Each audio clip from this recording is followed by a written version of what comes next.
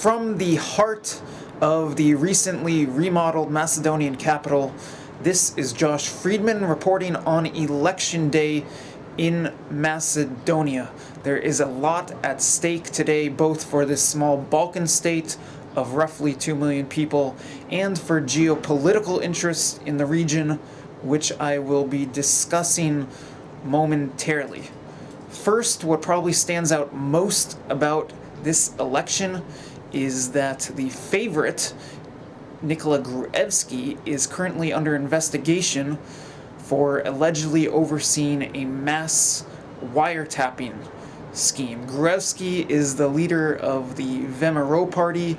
Both Monero and Gruevski have been in power for nearly a decade, but Gruevski resigned earlier this year under a European Union brokered agreement. Almost 2 years ago, a political crisis in Macedonia began.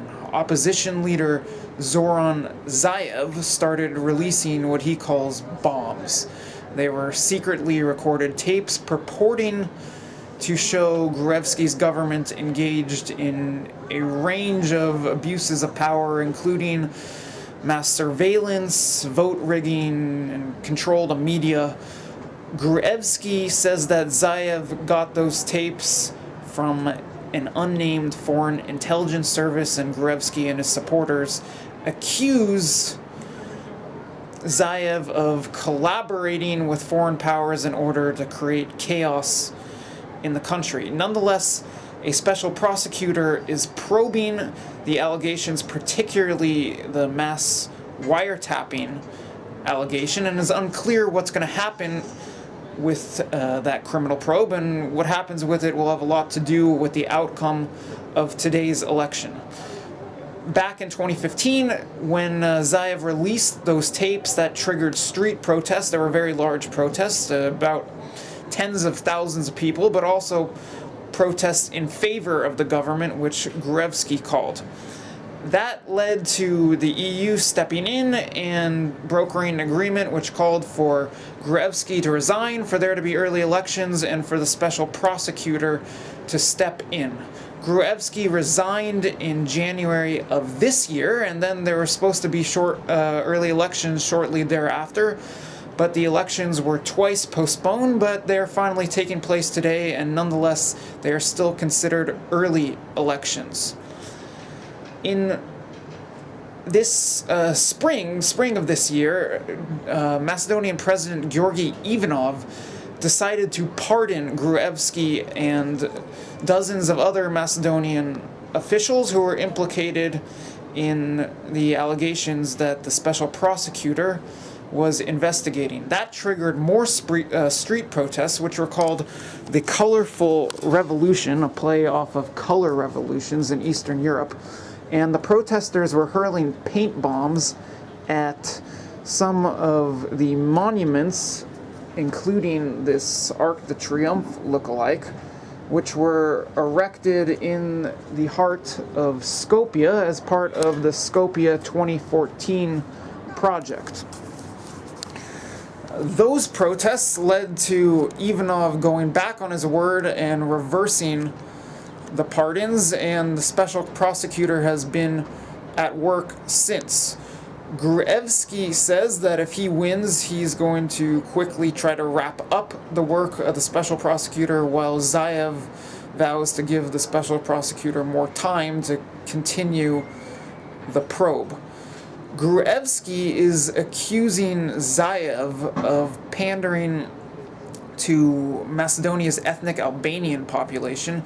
That ethnic Albanian population actually accounts for about a quarter of the people in Macedonia. Gruevski claims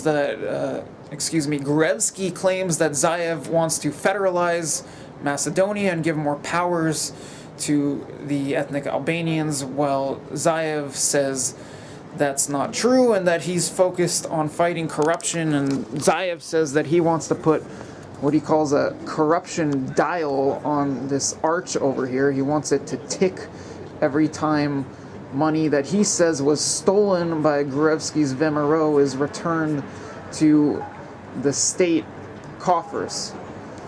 Gruevski is leading Zaev in the polls, but it is unclear by how much. As far as the geopolitical interests at stake in this election, Macedonia is Western looking. It has been trying for years to join the EU, and that process is currently stalled as a result of the ongoing political crisis. Nonetheless, Macedonia for the past couple years has been caught in a bit of a tug-of-war between the West and Russia. Following the onset of the Ukraine crisis, the West imposed sanctions on Russia, and Macedonia was one of just a few countries in Europe not to sign on to those sanctions. Also, Gruevski's government decided to join the route of Russia's planned Turkish Stream gas pipeline, which is supposed to divert gas away from Ukraine. Those decisions irked the US and the EU, and they may have led to some of the political unrest here. Voting started at 7 a.m. today. It's going to continue up until 7 p.m. That's when the polls close.